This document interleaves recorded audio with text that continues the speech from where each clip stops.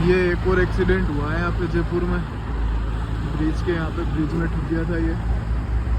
तो भाई जयपुर में अभी क्या हो रखा है समझ नहीं आ रहा है। पहले वो गैस टैंकर वाला एक्सीडेंट और अब ये। तो ड्राइव सेफ करो यार भाई, और सभी नियमों का पालन करो। बाकी किसी की जान आने का कुछ हुआ है या वो तो पता नहीं है अभी, क्योंकि हम भी आए थे तब इसको हटा ही रहे थे, तो ज़्यादा देर तो हुई नहीं होगी इस एक्सीडेंट को।